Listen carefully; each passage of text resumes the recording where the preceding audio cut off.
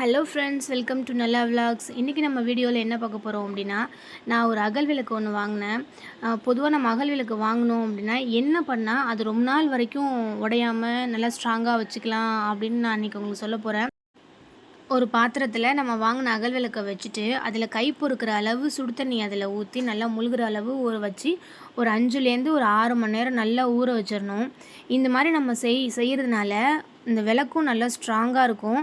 அப்புறம் நம்ம புதுசாக ஒரு விளக்கு வாங்கி நம்ம இந்த மாதிரி செய்யாமல் நம்ம விளக்கு ஏற்றணும், எண்ணெய் ஊற்றி ஏற்றணும் அப்படின்னாக்கா எண்ணெய் வந்து அடியில் வந்து கசிஞ்சிக்கிட்டே இருக்கும்.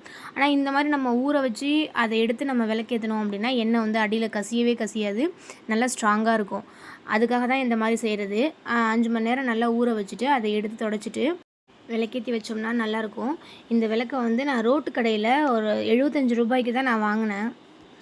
வாங்கிட்டு வந்ததுக்கப்புறமா நான் அமேசானில் இருக்கா அப்படின்னு செக் பண்ணி பார்த்தேன். இதே விளக்கு இருக்குது, ஆனால் வந்து அது 160 போட்டிருக்கு. ஒரே விளக்கு 160 போட்டிருந்துச்சி. நீங்கள் எங்கேயாவது வெளில போகும்போது, ஊருக்கு போகும்போது இந்த மாதிரி விளக்கு பார்த்தீங்கன்னா கண்டிப்பாக நேரில் பார்த்து நீங்கள் வாங்குங்க.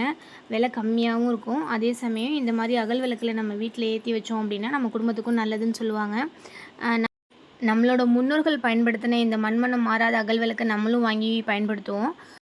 இந்த வீடியோ உங்களுக்கு யூஸ்ஃபுல்லாக இருந்திருக்கும்னு நான் நம்புகிறேன்.